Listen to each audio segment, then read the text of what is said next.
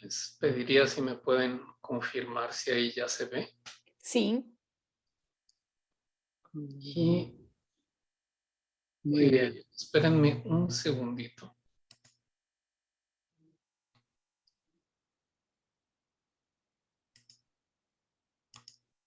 Es que verdaderamente detesto esta versión nueva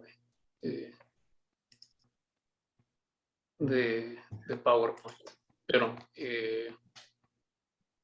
primero que nada quería preguntarles si ahí ven la vista de moderador o se ve la vista normal. A sua vista. Se ve tu vista. Sí. Se ve la que yo debería de ver. Sí. Sim. Ok, entonces si no me va a dejar verla de esta manera, la voy a hacer normal. Ahí ya se ve. Sí, ahora se ve Okay. the slideshow. Bueno, hacemos una pequeña introducción, Paco. Sí. Bueno, ¿me oyen bien? Porque tengo la voz un poco baja. Bien. Bueno, es un placer y un honor tener con nosotros a Rodrigo Gutiérrez Bravo, que ya estuvo en el primer Romania Nova de Monterrey. Rodrigo obtuvo su doctorado en la Universidad de California en Santa Cruz y luego volvió a México y allí ha ocupado diferentes posiciones. Actualmente trabaja profesor en la Escuela Nacional de Antropología, perdón, lo tengo equivocado. Trabaja en el Centro de Estudios Lingüísticos y Literarios del Colegio de México y anteriormente había sido profesor en la Escuela Nacional de Antropología e Historia. Además, ha trabajado en algunas otras instituciones en el Distrito de México, como la Universidad Autónoma Metropolitana, la Escuela Nacional de Antropología e Historia, la Universidad de Sonora, y su trabajo ha tocado muchos aspectos de la sintaxis del español y también del yucateco, y han sido fundamentales en el estudio de diferentes aspectos sintácticos como el foco, el tópico, el orden de palabras, las oraciones relativas, la interacción de foco y prosodia, oraciones hendidas y pseudohendidas. Y sus colaboraciones y colaboradores han sido múltiples. Voy a citar algunos ejemplos de contribuciones que ha hecho en el campo. Un artículo en NLT, Prominent Scales and a Marked Word Order in Spanish, Agent Focus and Relative Clauses in Yucateco, a Reinterpretation of Quirky Subject and Related Phenomena in Spanish, las cláusulas relativas en Maya Yucateco, the definite article in Yucateco, y en septiembre contamos con su colaboración en los cuadernos del Alfal, en el que hizo un maravilloso trabajo sobre el español de México. Hoy Rodrigo nos hablará de Information Structure as Parasitic Features, Spelling out of the Syntax Information Structure Interface. Rodrigo, te agradecemos muchísimo que hayas podido aceptar nuestra invitación. Ha sido un honor y estamos a la espera de tu charla. Gracias.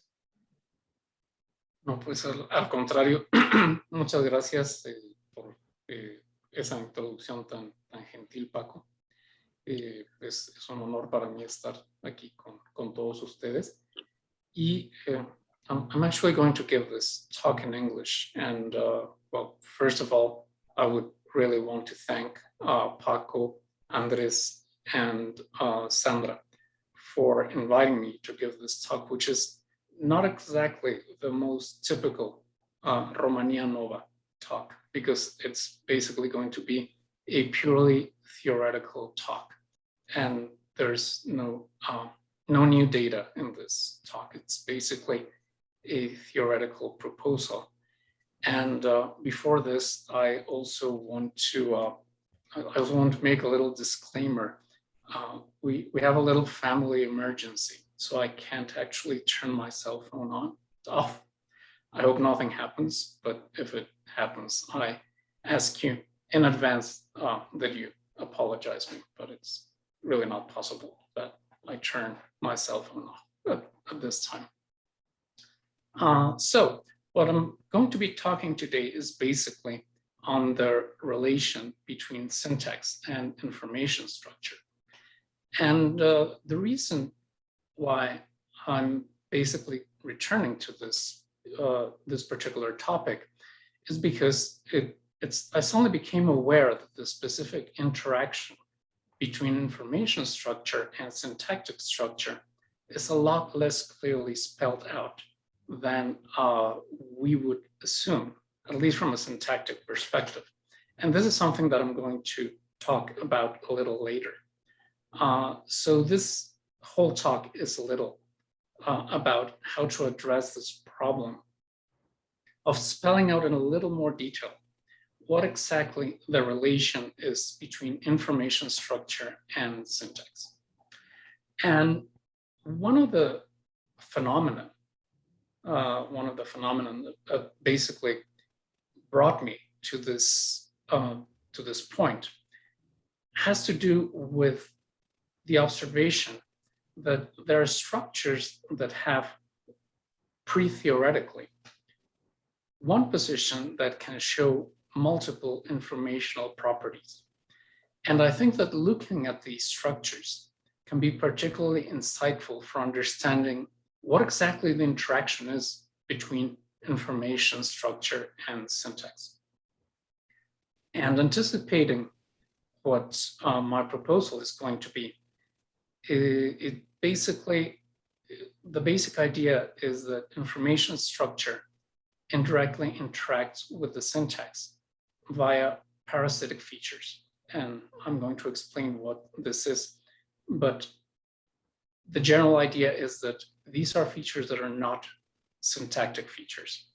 Their nature and the way they work is different. And I'm going to explain this in a little more detail.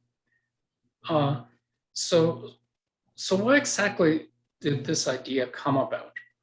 Well, let's consider cleft constructions. So the cleft constituent of clefts, the one that is in small caps in this example in one, es Enrique el que está llorando, is apparently so specialized in highlighting a particular informational property that sometimes it's even referred to as the focus of the cleft. Basically, when we look at clefts, especially from a syntactic perspective, we think that this constituent, which is the one highlighted in red, the cleft constituent, is basically a focus. And the other component of the cleft is a reduced relative clause, which is basically composed of given information. However, when we have a larger data set, or when we have a closer inspection of the data, we can observe that this view of clefts is not entirely correct. And some analysis based mostly on data from corpora, going back to Prince 1978, have shown that the cleft constituent, at least in languages like Spanish and English, is not obligatorily a focus. And I myself have worked on this. But Collins has also noted this for English and Dufter for Spanish. And a particularly compelling piece of evidence that the cleft constituent does not have to be the focus are truncated clefts. So to the best of my knowledge, in Spanish, the first person that talks about truncated clefts is Angela de Tullio in her 1990 paper, and afterwards in 2006. And she basically mentions the context in which, well, you have a question that will probably prompt a whole sentence in focus, like, ¿Qué ocurre? What's happening? And you can suddenly have as an answer to this question, es que Juan acaba de llegar. And the best way to translate this to English is Juan just arrived. but literally it's something like, is that one has just arrived. And what de Tullio claims is that in this case in particular, what's happening is that what we get to see here as the reduced relative clause has been truncated. So there would seem to be nothing particularly interesting about this. After all, our understanding of clefts is that the reduced relative clause is made up of given information, and given information can characteristically be deleted, elided, expressed by a null pronominal form, etc. So there's nothing particularly interesting about this example. But what's interesting is that the exact inverse pattern is also observed. And the way that we can tell this is by looking at data from corpora, in which we find examples where the reduced relative of the cleft is a component of the cleft that is providing new information. And the cleft constituent is the one that is providing given information, that it is exactly the mirror image of what we get to see in, let's call it, your prototypical cleft. So I'm just going to read this example a little quickly, because the relevant part of it is just this first part here. Sus tortillas, sus frijoles y su queso, ¿no? Eso es lo que más puede comer un campesino porque no se puede dar el lujo de comer otra cosa. His tortillas, his beans, his cheese, and right? That is the most a peasant can eat because he cannot afford the luxury of eating anything else. And the crucial thing is that in this case, the cleft constituent, which corresponds to the demonstrative pronoun eso, is referring to this stretch of the previous discourse. It is given information, and what is basically providing new information after this is the reduced relative clause. So if really in this case the cleft constituent is providing given information, we would expect that it could be deleted. And this is indeed the case. So the same pattern of truncation with a cleft can be observed, just that you happen to, well, truncate the cleft constituent and not the cleft. So you have this example here, es lo que yo digo, in which presumably this same demonstrative pronoun eso has been deleted. And it's interesting to note that you can actually do this in this very same corpus example. You can delete eso, sus tortillas, sus frijoles y su queso, ¿no? Es lo que más puede comer un campesino. It informationally doesn't mean the same, but it does not affect grammaticality at all. So basically, this shows that the cleft constituent can be truncated.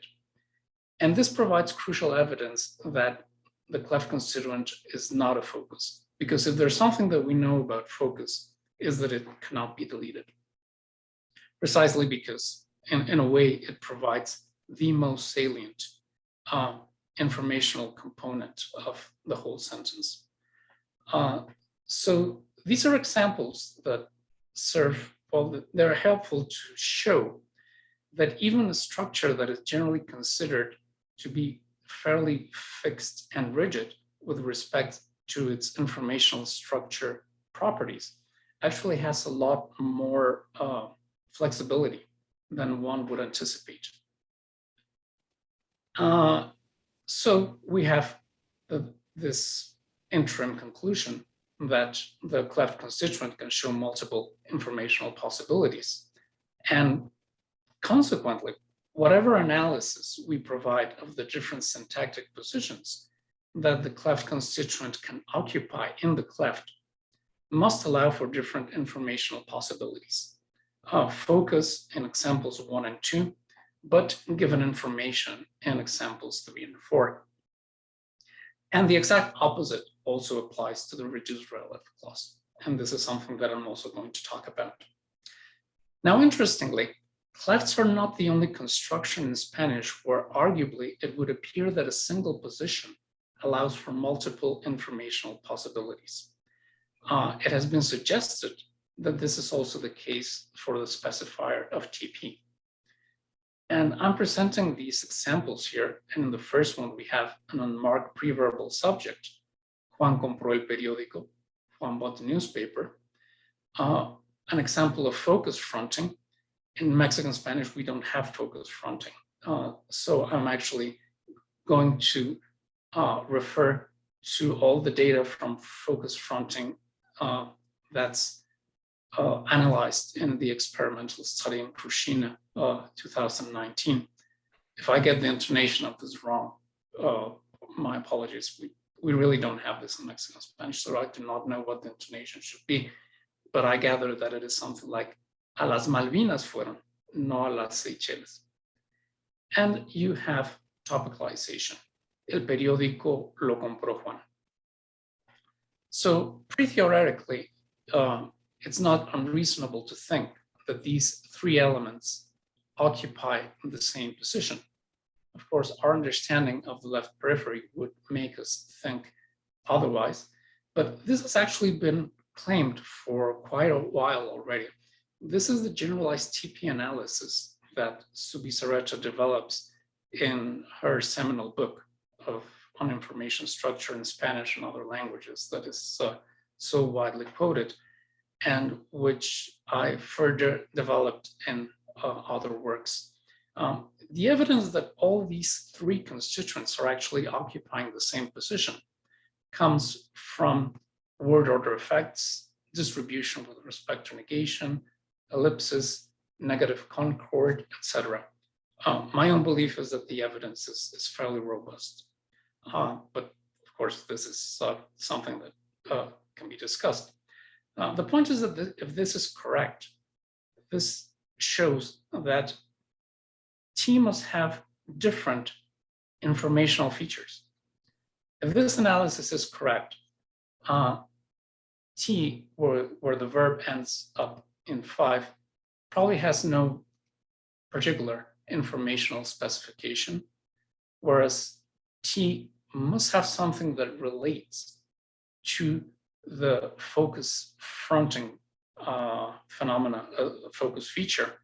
And in this case, it must have something that relates to the process of topicalization.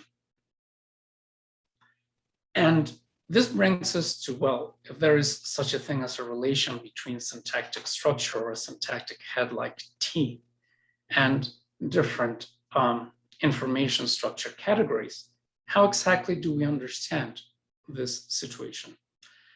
And this is a very broad view that I'm going to present. Of course, there are many intermediate points in these two opposing views that I'm going to talk about. But I think it helps to look at what I would consider the two opposites of how to understand how these information structure features eventually get codified in the syntax. So I'm going to refer to the first view. This is perhaps very unfair, but it's also helpful for illustrative purposes as a Chomsky-Gallego hypothesis. And it basically claims that there is no significant relation between information structure and narrow syntax. And it's not something that is so openly declared in the way that I'm saying it, although you can find some of it in Chomsky and others, 2019. But mostly it claims that whatever interaction happens between syntax and information structure, it's quite outside the narrow syntax. And I think that this view is really not empirically sustainable. And this has been claimed in many, the idea that you cannot just do away with information structure features in the syntax has been claimed for a long while. But recently, a paper from Katzer and Selkirk makes a particularly clear point. So, for example, if you have a narrow focus question like the one in 8A, who stole the cookie? In order to get a felicitous answer, Peter stole the cookie. Peter has to be the focus.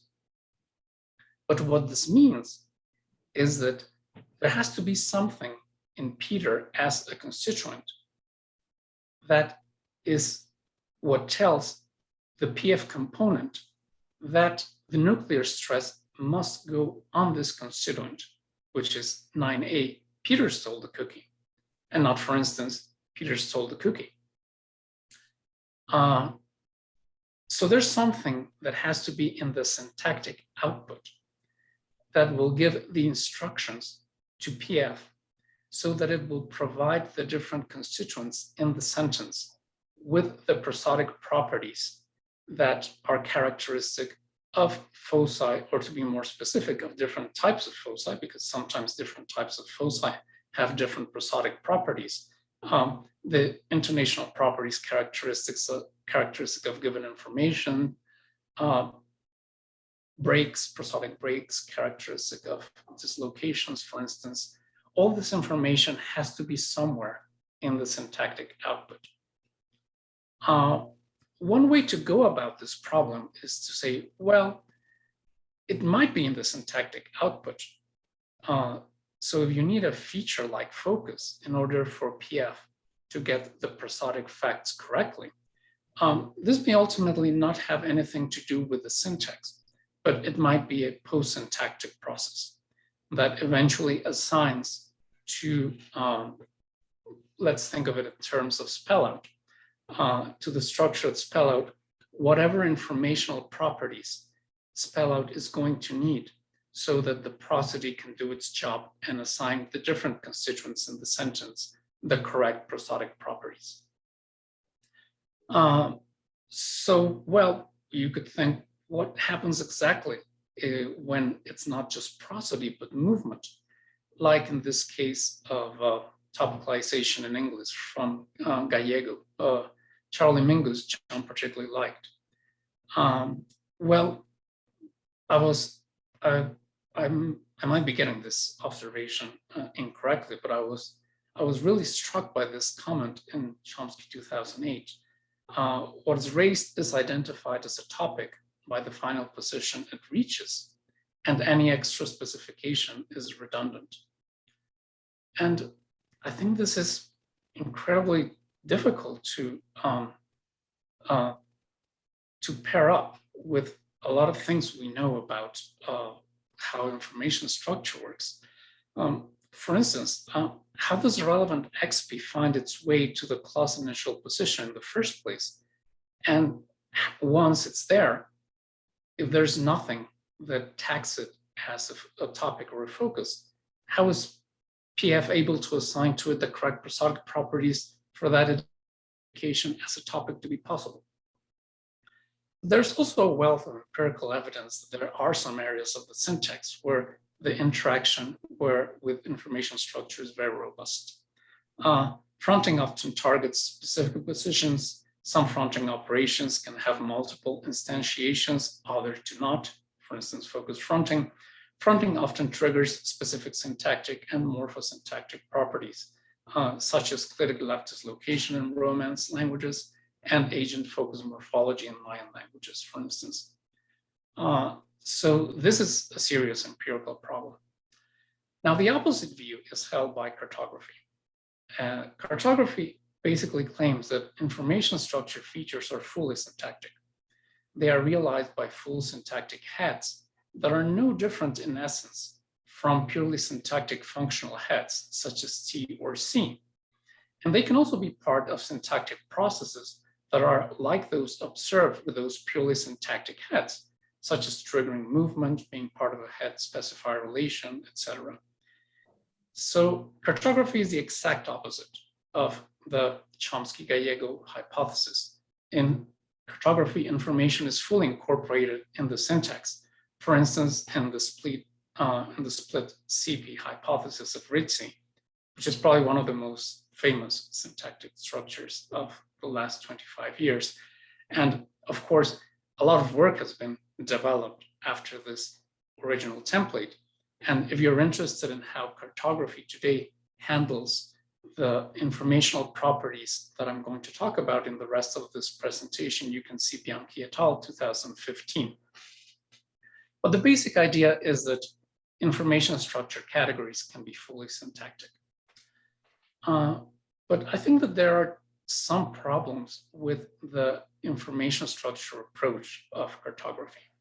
And the first one is that topic and focus are not syntactic categories. And we see this in that a pragmatically anomalous sentence is not ungrammatical. So when something goes wrong with the syntax, you get an ungrammatical sentence.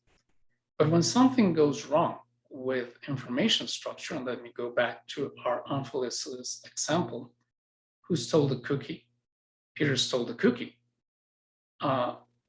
You don't get an ungrammatical sentence, it's just infelicitous. So whatever is evaluating the well-formedness of the syntax and of the pragmatic component would appear to be different things.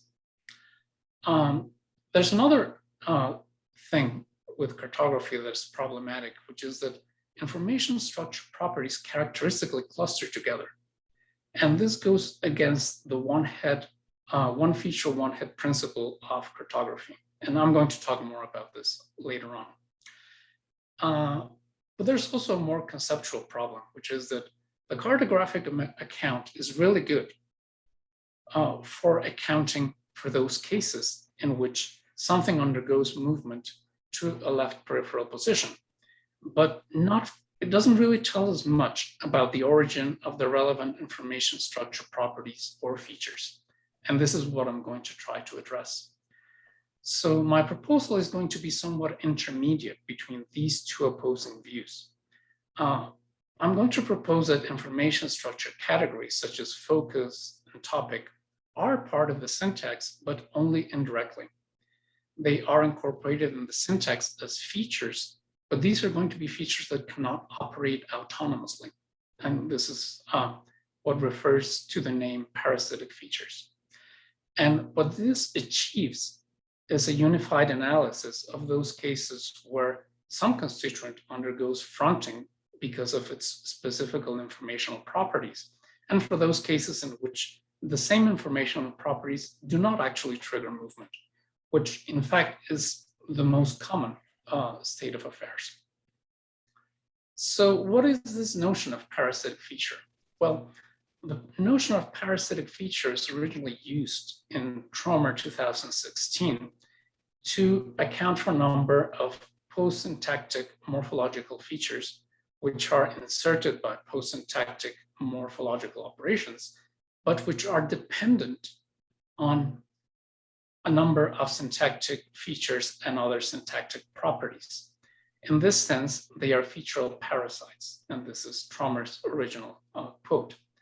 So for instance, in some specific analysis of case features are dependent on the category feature D. So from this original proposal, I'm going to adapt two central notions. The first one is that there exists such a thing as a parasitic feature which cannot function autonomously. That means it's dependent on the presence of something else. It's dependent on something else that has to come from the syntax. And the second one is that Tromer argues that this notion of parasitic features is particularly useful for accounting for those phenomena where different modules of the grammar interact, which is exactly what the syntax information structure interface is all about. And the definition and properties that I propose for what I think are information structure parasitic features are quite different from the ones he proposes for his own work. You might be interested in looking at them. So this is basically what the proposal is about. These features are not subject to the interpretable, uninterpretable dichotomy, or for the most part to any of the properties characteristic of other syntactic features, because they're not syntactic features. And what makes them parasitic features is that they need to take a syntactic head as their host. they're not inherently dependent on any specific syntactic category. So what this means is that they can take any lexical item as their host.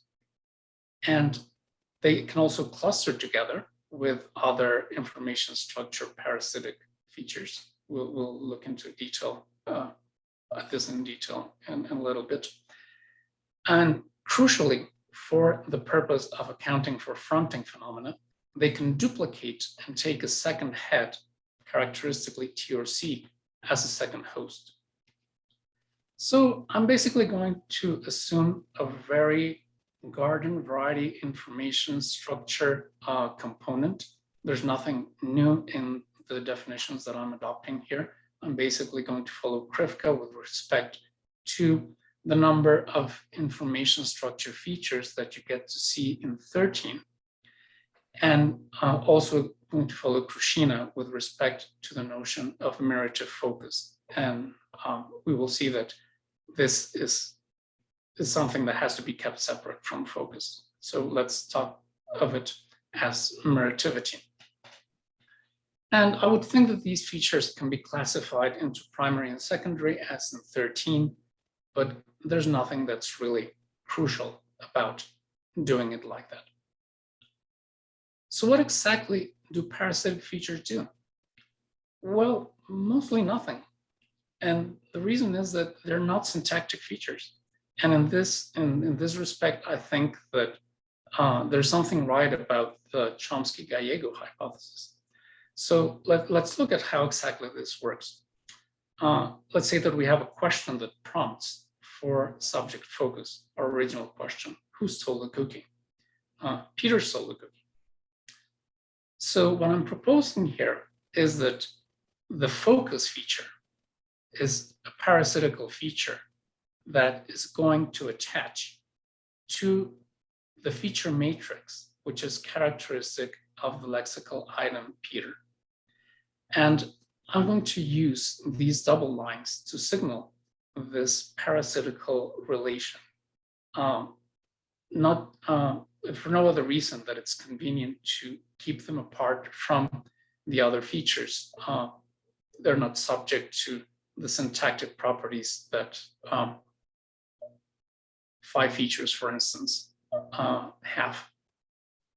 So what happens after the parasitic feature takes the name Peter as its host?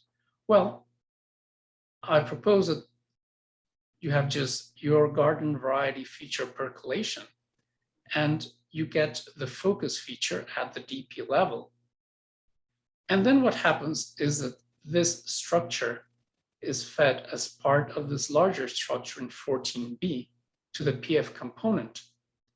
And PF will assign to Peter the properties, the prosodic properties characteristic of focus in English. So nothing syntactic has happened here. And this is the general rule of what these features do. Every constituent in the sentence has an informational property, but mostly they are not relevant for the syntax. They're mostly relevant for prosody, for instance. We're going to look at another example real fast.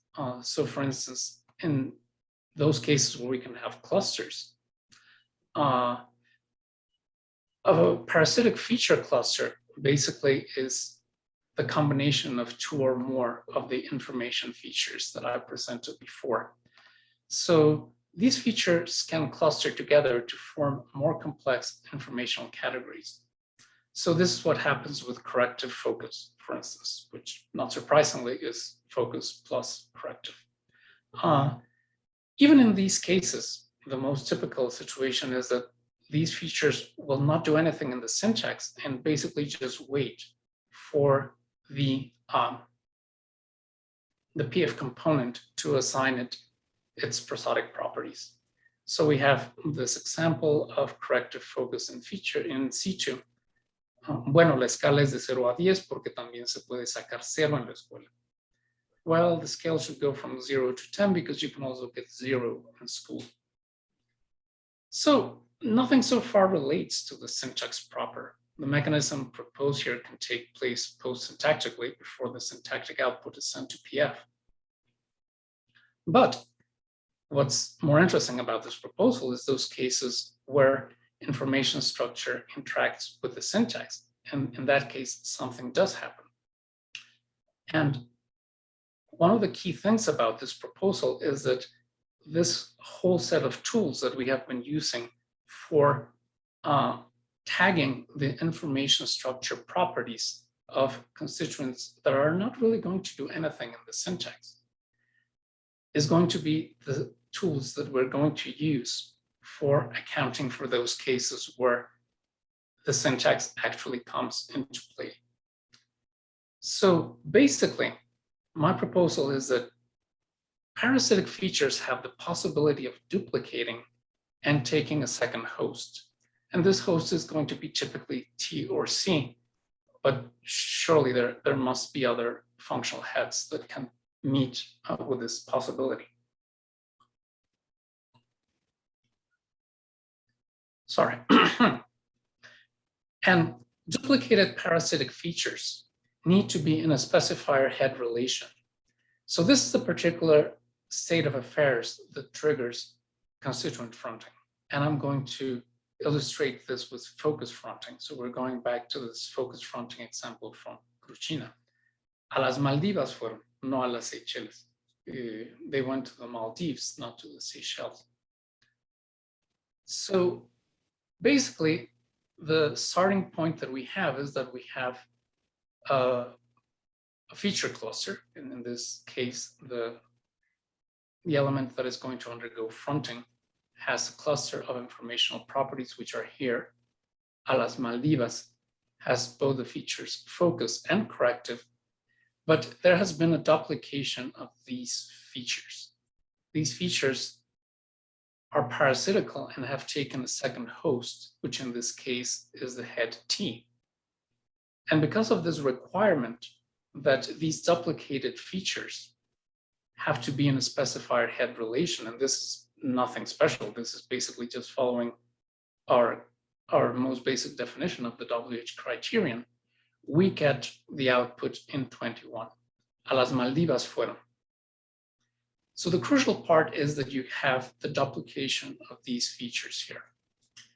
And you don't have a functional head that relates directly to focus because the features that would do exactly the same thing as the features characteristic of the focus phrase have attached parasitically to the head of the TP. It's really interesting to observe that even if this is correct, T is affected in, it's not really affected in its capacity to, for example, show agreement with the subject. So this parasitical relation is going to take something away, but it's not going to take all of the properties of T away. And I'm going to talk a little about this in a minute. Specifically, one area of the syntax where it would seem that different constituents seem to compete for the same position is fronted foci. Or more technically, focus fronting triggers obligatory subject inversion. So you can have las espinacas detesta Pedro y no las papas. Pedro hates spinach, not potatoes, but not a preverbal subject with the fronted focus. Las espinacas Pedro trajo y no las papas. And the simplest analysis of this well-known contrast in 22 is that both elements have the same landing site, which is the spec of TP, and so they cannot both occupy it at the same time. And this is the general description of the generalized TP analysis that I was talking about.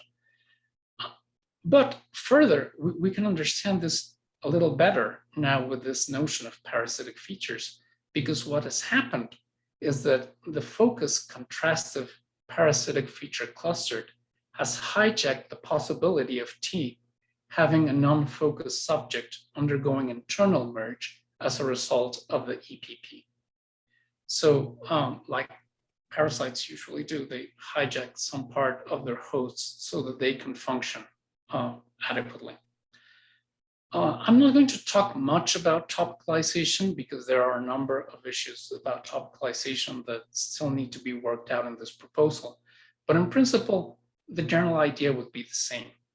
We would have, for a case of topicalization like 23, el periódico lo compró Juan, the newspaper, Juan bought it. The features of the topic somewhere here in the VP will duplicate and take T as their host. And after duplication takes place, you have to have the same kind of specifier head relation that you would have if you were working with a topic phrase. The same features are what trigger the fronting. They just happen to be features that are parasitical on the head of the TP. So we don't need a topic phrase in this case, and we get the output, el periódico lo compró Juan, where el periódico has fronted from its object position to the topic position.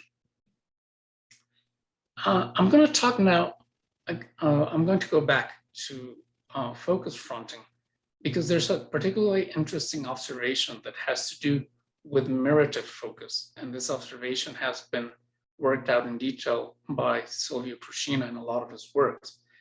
And it has to do with the fact that meritive focus is not reducible to a single element. So in 26, we have a case of fronted meritive focus. Yo que pensaba que no tenían ni un euro, ¿sabes qué? A las Maldivas fueron de luna de miel. And I thought they were penniless. Guess what? To the Maldives they went on honeymoon. What's interesting about this is that Prushina argues convincingly that meritive focus is not reducible to a single element. So you might claim, for instance, well, the corrective focus part is not so convincing because maybe the corrective is basically just part of the pragmatics that doesn't really have to do with a specific information structure category. But in the case of meritive focus, you don't have that option. Basically because you need focus as something that indicates that there has to be different alternatives that are relevant for the interpretation of the structure, and a meritive implicature that indicates that this particular alternative, which is going to be the one selected, is particularly surprising, given the common ground for both the speaker and the hearer. So what this meritive focus expresses is basically surprise. They went to the Maldives, even though I was pretty sure that they did not have the money to do it. So this is a problem, again, for a cartographic analysis, because you need two different features to provide the fronting. So in the cartographic analysis, and this is what's developed in Bianchi et al. 2015, you need two different heads, one that will host the focus feature, sorry, and the other one that will host the meritive feature. But in the parasitic feature analysis, it is just another parasitic feature cluster, just like the corrective one.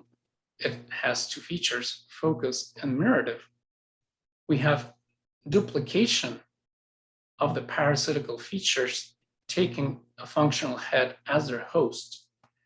And then we have fronting, just like the one we have here, a las Maldivas fueron.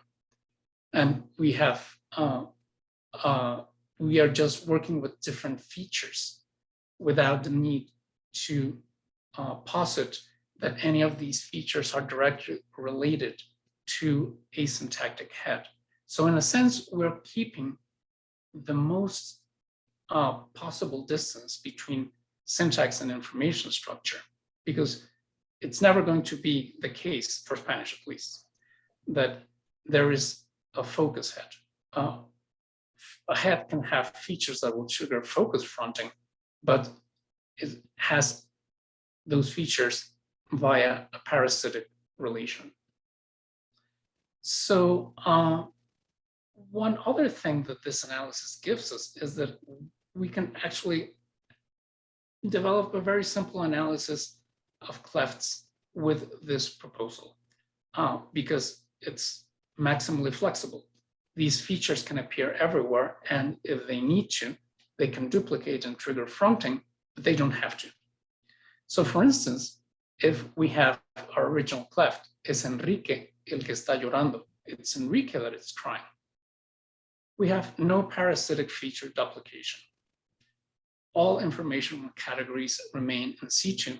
So we have es Enrique is a focus, the reduced relative el que está llorando is given information, and nothing really happens in the syntax with relation to information structure.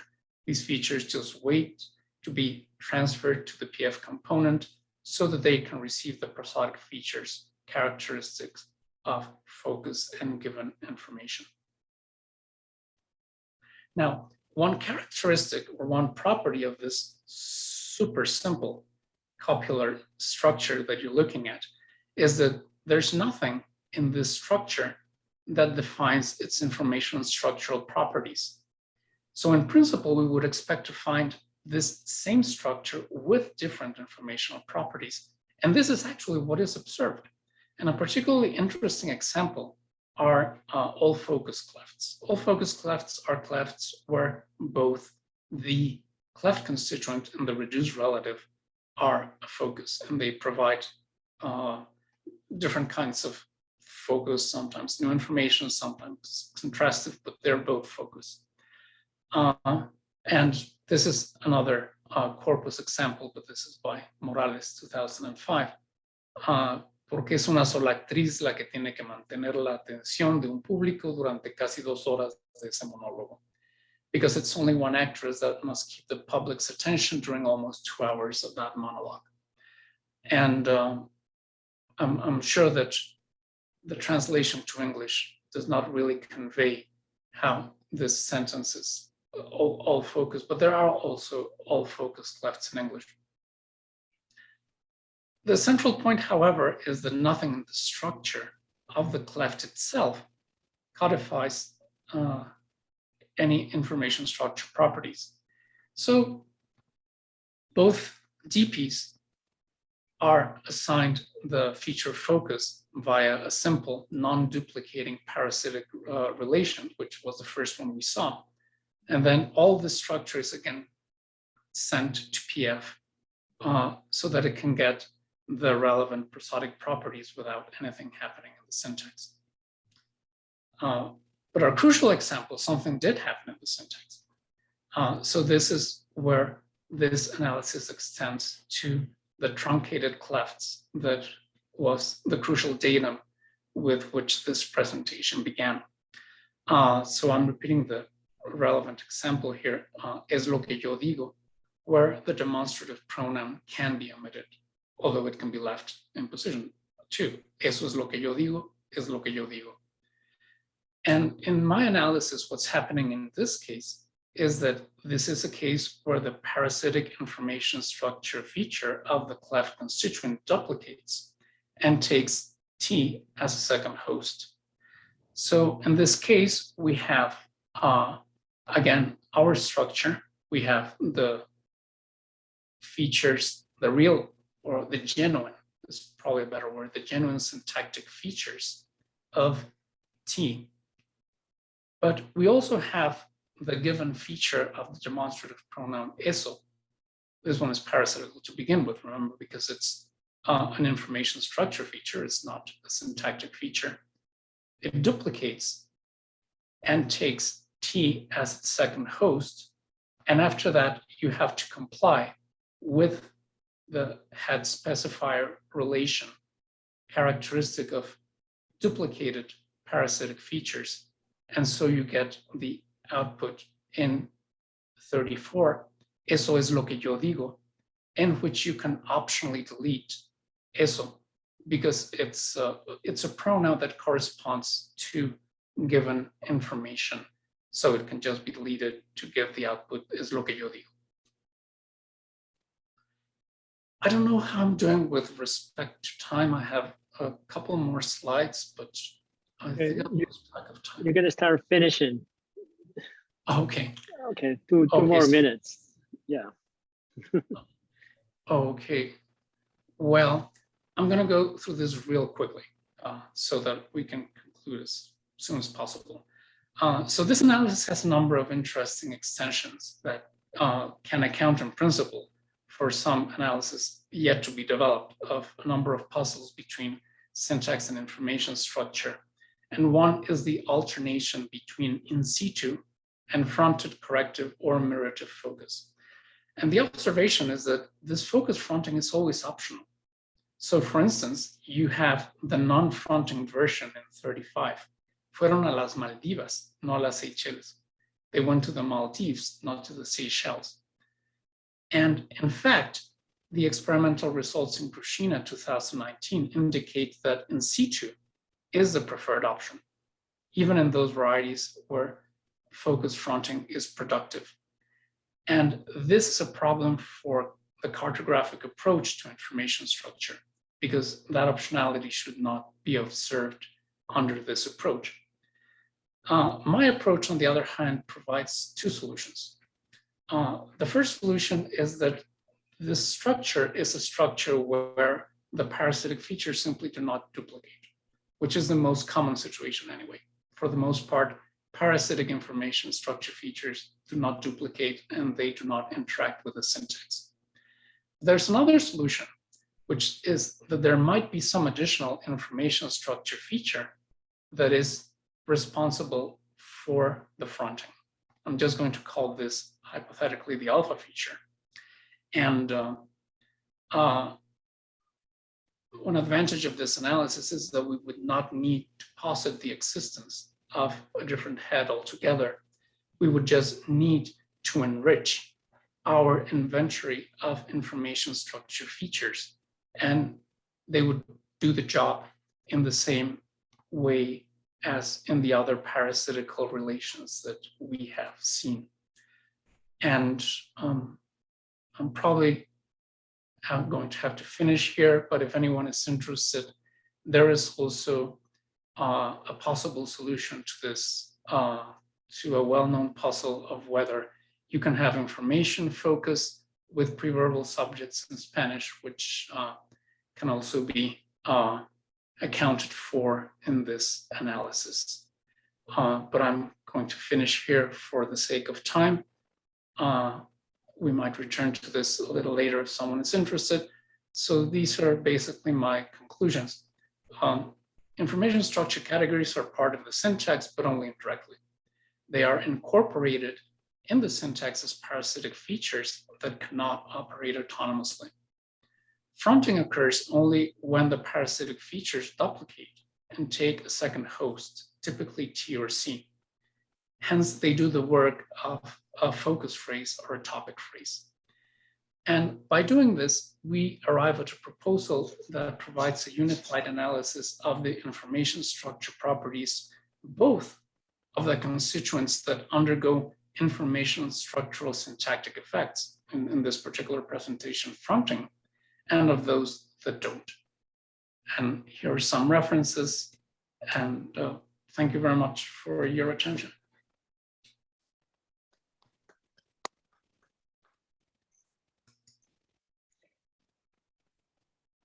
Thank you, Rodrigo, for a wonderful talk. Any questions? Let me see if I see. I have my hand raised. Everybody? I can see everybody. You see my hand, Paco?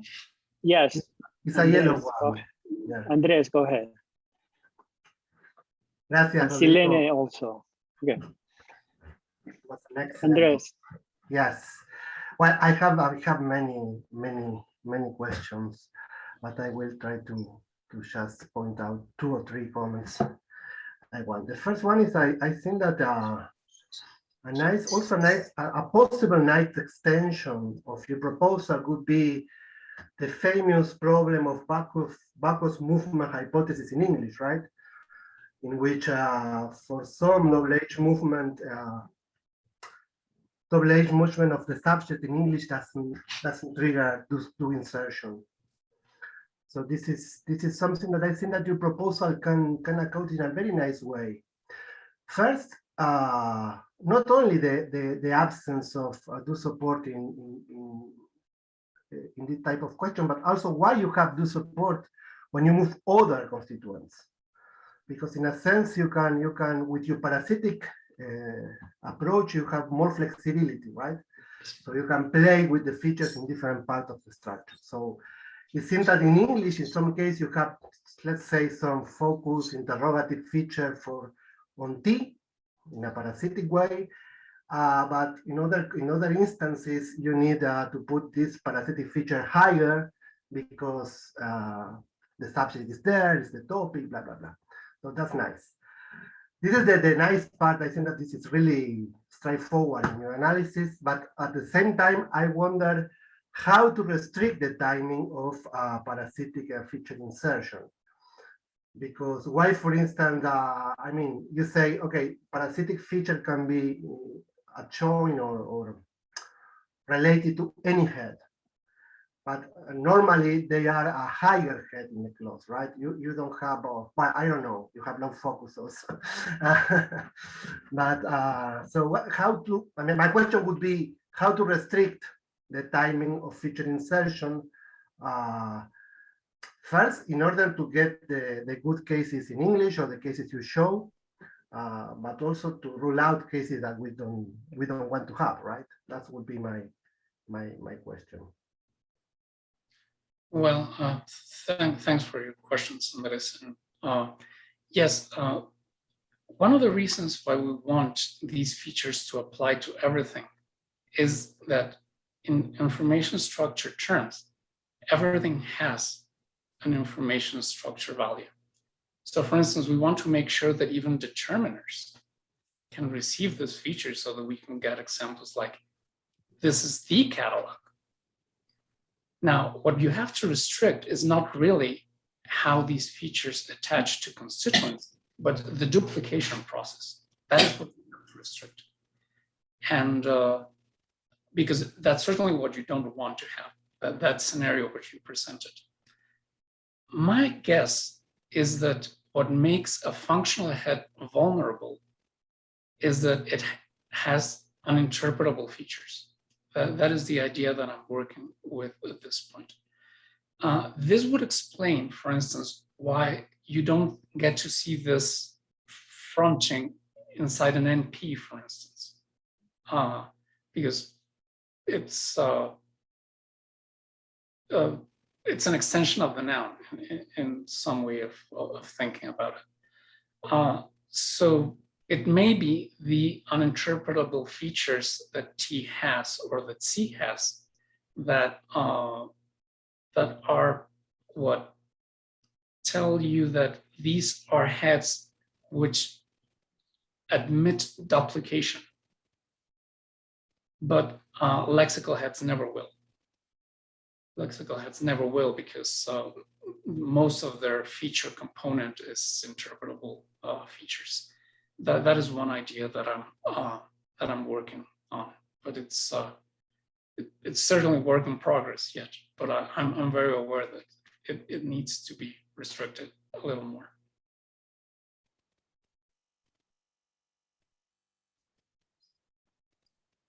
Creo que estaba Silene, ¿no? Silene Yo tengo más preguntas, pero espero. Silene? Unmute. Silene, unmute. I'm unmuted now. Okay, so Rodrigo, thanks forever for this beautiful talk. I love when things go, out of the box. It's beautiful. And I have a bunch of questions. I don't even know how to start, but here is where there are certain things here that are quite interesting. First is what happens within the piece. Can these features be within the piece, and how do you deal with it in this domain? That's one question. The other one is, can you think of this reduplication process as a result of the agree operation? So that's more or less like Andres' question. How do you deal and how do you constrain this duplication process? Can it result from the agree operation? So if alpha agrees with beta and beta has the feature, then alpha, that this thing can piggyback on the features copied by alpha. That's one question. The third question, if you have time, you answer. If not, it's okay. is what is the status of those features. So you know, if you look at the system we have right now, you have formal features, semantic features, and phonological features. Those are, you know, 4 things that we, you know, it cannot be part of the lexicon, like part of an lexical entry, because it's added. So where is it coming from? Thanks. Well, with respect to the first part of the question, and thanks for the question, Selene. I think that what happens with, once again, you want to have a system that will allow you everything in nominal expressions and DPs to have these features, because these features, a noun by itself can be a focus or a topic or a contrastive topic or the like. So you need to have these features. So what you want to make sure that doesn't happen is that these features duplicate in the DP, because that's really not what we get to see. So it's not that it's problematic that these features are in the DP, but we do need an account of why they do not duplicate inside the DP, which is why we don't get to see fronting inside the DP the way we see in the TP, for instance. And I don't have really such a good story to say about this. Like, my idea is, like I was mentioning to Andres, maybe there's something about the uninterpretable features of TNC that makes them especially vulnerable to this duplication process. Or maybe it's something different altogether. Maybe it's conditioned by scope. Maybe there is an altogether different condition that will tell you which cases will be felicitous when you duplicate the parasitic features in those cases that you don't.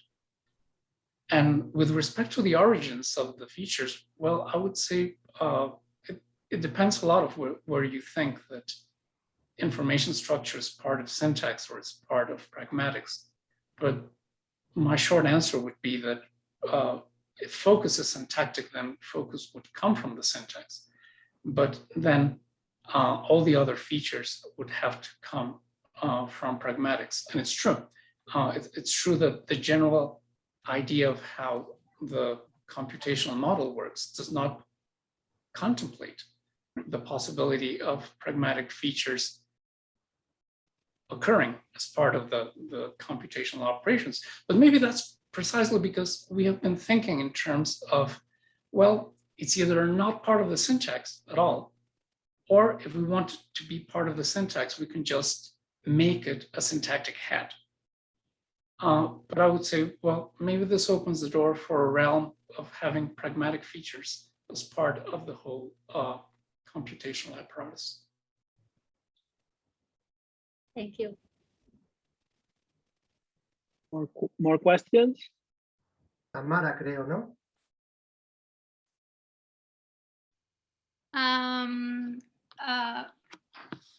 Thank you. May I?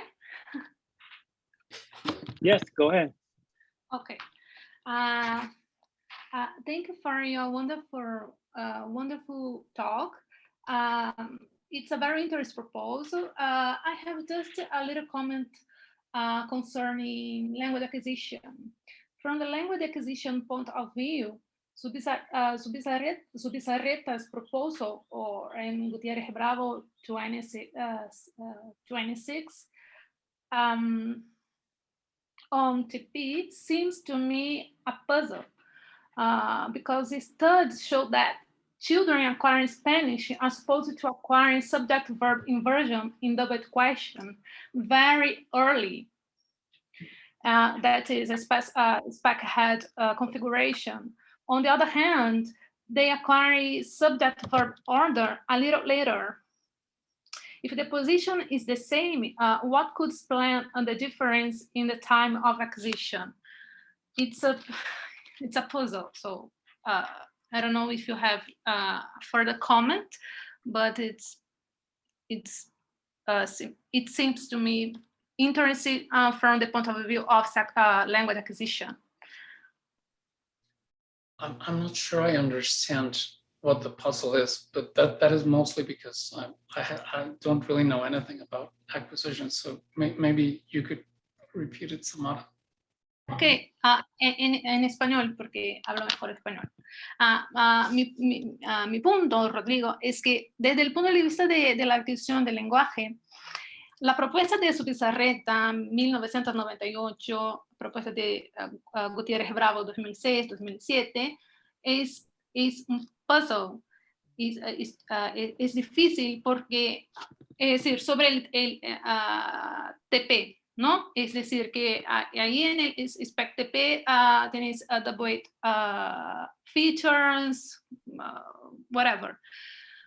Porque al parecer, según los estudios, las evidencias empíricas sobre la adquisición del lenguaje, los niños, cuando en la adquisición del español, pueden adquirir de manera pueden adquirir la inversión del orden sujeto-verbo con interrogativas Q de manera muy rápida, más que la inversión del orden sujeto-verbo en declarativas. Es decir, si da igual lo que pasa ahí, ¿no? Ahí en inspect TP, es decir, cómo se justifica la diferencia en el tiempo de adquisición. Okay, now I understand. No, it's not the same. And I would say that the difference is that WH is genuinely syntactic. So I would think that I really don't know anything about acquisition, but I would not be surprised that inversion related to pragmatics comes later because it's parasitic. WH movement is genuinely syntactic. So I think that it holds. I think that it's maybe not so much of a problem because in the case of WH movement, we're talking about the narrow syntax. So that is acquired first before the parasites come in and ruin the whole thing, if you want to see that from the perspective of narrow syntax. Maybe that's the solution to that paradox. Okay, we have time for one more question, Michelle. Yeah, thanks. It was a really inspiring talk. It was really interesting, really good. I had a few questions, but I guess the main one, as I've only got one, I would ask about the sort of what you would say about the sort of evidence for cartography, so like the ordering restrictions and also things like the focus and topic markers that you get in not in Spanish but in Gungbe and other languages.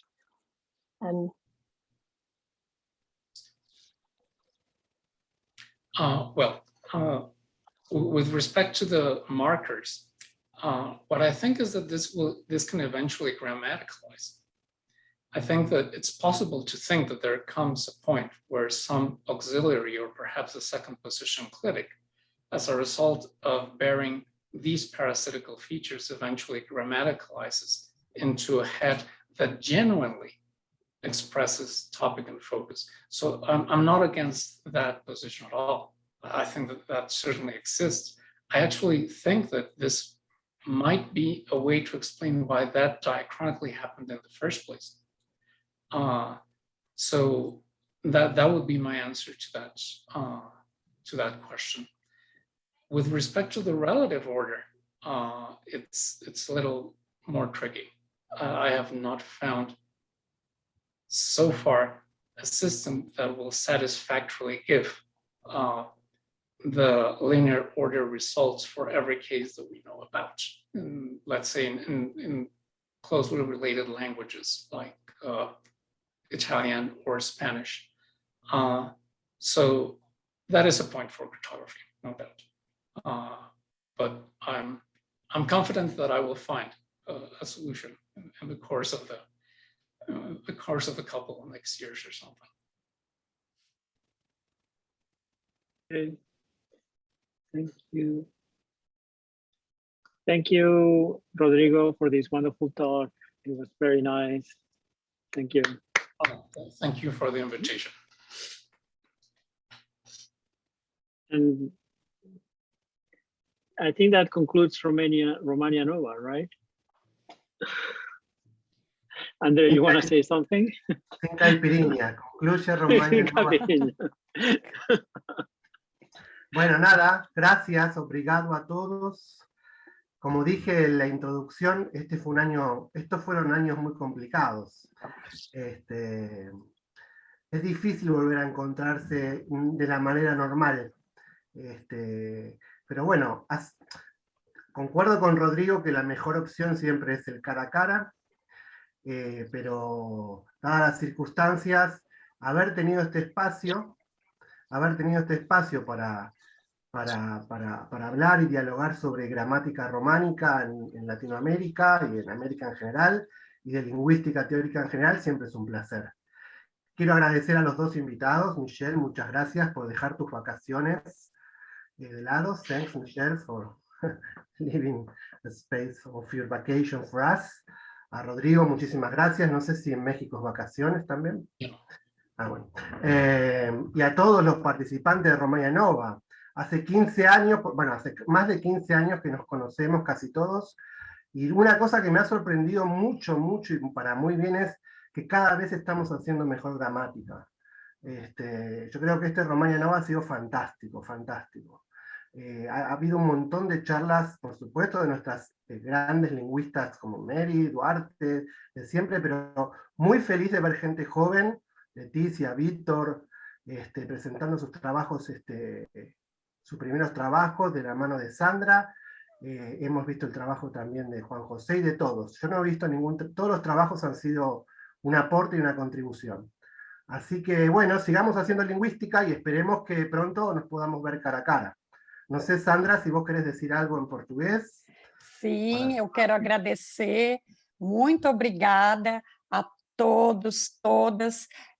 Como Andrés, Paco já colocaram, a gente chegou a pensar, né, como seria esse România nessa forma remota, mas foi um sucesso. Obrigada aos colegas que estão sempre conosco, e um agradecimento especial ao Rodrigo, à Michele, que prontamente aceitaram o nosso convite e nos agraciaram aí com excelentes conferências. Muito obrigada. E é claro que eu gostaria de pedir para a gente fazer uma foto, né? Eu acho que esse registro do Romania Nova nessa modalidade remota, Eugênia, isso, pedir para quem puder abrir a sua câmera e vamos fazer um registro do România nessa modalidade remota. Mas muito obrigada, e que num próximo România estejamos todos em persona, pessoalmente aí. Mas a gente pode bater palmas, a gente pode agradecer palmas. Primeiro também. A gente pode, Mary? A gente pode bater palmas para eles, Mary? Então, eu só queria agradecer aos coordenadores que fizeram tudo para dar tudo certo, e foi realmente um România excelente. Muito obrigada para todos. Obrigado, Mary. Obrigado, Mary. Obrigado. Então, falou Mary. O que se pode dizer antes, depois de Mary? Nada. Parabéns, queridos. Vocês foram amorosos. A condução, Andrés, foi maravilhosa. Sandra, maravilhosa. Paco. E a conferência, ouvir a Michelle e o Rodrigo, foi um prazer enorme, uma alegria grande. E ouvir todos os colegas se apresentando. Desculpem, eu sou a menos gerativista de todos vocês. Eu sou um estranha no ninho. Mas eu me sinto tão feliz nesse Não, mundo. não, tem eu, o pessoal da semântica. Tem o pessoal da semântica. Então eu estou em boa companhia, em ótima. One flew over a cuckoo's nest. Então, one flew over a cuckoo's nest. Então, parabéns para vocês. Obrigada pela organização, pela gentileza de nos atender o tempo todo. Foi muito bom. Foi um encontro delicioso. E eu não sei nem dizer, que bom. Olha, Paco, você nesse verão aí está nos matando de inveja, sabia? Pronto. Eu até tentei arrumar o cabelo depois da Michelle Silene. también. Depois da Silene, eu até tentei passar um batom e arrumar o cabelo, mas a Silene hoje matou, arrasou. Então, queridos, desculpem. Cida, querida, está aí a Cida. Um beijo para todos. E muito obrigada, Andrés, Sandra, Paco. Adiós, adiós. Um sorriso para a foto. Um sorriso. Peraí, mas a próxima é em 2024, aniversário da Mary? No, vamos a hacer antes. Vamos a hacer antes. Ah, claro. Claro que sim. Porque Aonde? temos muita Aonde coisa vai para ser? fazer. No hablamos todavía, fue No. todo tan complicado con la ALFAL este año que bueno. Pero bueno, vamos a discutir la mejor opción para todos. A gente dá um jeito. Olha só, Eugênia, nós duas oferecemos o Rio de Janeiro, não oferecemos? É lógico. É lógico. Nunca tuvimos Romania Nova en Río de Janeiro. No hemos tenido en Río, no. No hemos tenido. Yo quiero tener en Río de Janeiro, pero no hemos Mas tenido. ele quer o Rio de Janeiro ao vivo. Não é, Paco? Sí, ao vivo. Vai, a gente vai. E a cores. E a cores. Bueno, Río de Janeiro sería una excelente opción, ¿eh? Sería una excelente opción. Vamos a esperar, tengamos esperanza de que esto termine y de que podamos hacerlo al vivo, o sea, que lo podamos hacer cara a cara, porque sería lo mejor poder vernos en persona la próxima vez, ¿no? Yo creo que en unos meses esto va a estar terminando, va a estar mejorando. Bueno, Sônia Cirino está querendo vir aqui também, ó. Sônia já está dizendo sim. Tamara propone Salvador. Samara propone Salvador. Bueno, vamos a hablar entre todos y vamos a ver la mejor opción. Una cosa que quiero decir para pensar para el futuro es, necesitamos incorporar más dialectos hispanos al Romania Nova. Nos faltan tenemos que convencer colegas de otros dialectos de Ecuador, de Chile, todavía nos falta extender, porque yo veo que el portugués de Brasil está haciendo mucha más dialectología de este tipo, y todavía tenemos que convencer y encontrar colegas que nos aporten de tantos dialectos y tantas variedades que hasta el día de hoy son casi desconocidas. Incluso variedades de la Argentina de las que se sabe muy poco. Así que todavía falta mucho por hacer. Bueno, con esos proyectos nos encontramos la próxima. ¿Sí? Hasta la próxima, besos. Besos. Andrés, Gracias. Obrigada. Beijo, Gracias. berro. Andrés, Andrés, berro a sus hijos, a su familia, que los conocemos. Sí. Mando. Beijo a todos. Saudades de Buenos Aires. Obrigada, Andrés. Ai, Sônia. Tchau. E vamos... Tchau. E a foto? Obrigada. Ela já tirou? Eu já fiz várias. Mas se quiserem... Não, mas eu quero que os meus alunos que estão assistindo também apareçam. Mas não? Cadê-los? Eduardo, cadê-los? Gostei, Cida. Cadê-los? Se não los veo. Los veo. Eduardo, cadê você? Ele disse que a câmera não abre. Não abriu. Ok. Mas ele adorou, os meus meninos adoraram, e no próximo Eduardo vai aparecer também. Então, tchau. Beijos. Tchau. Tchau, queridos. Graças. Tchau. Vamos nos reunir mais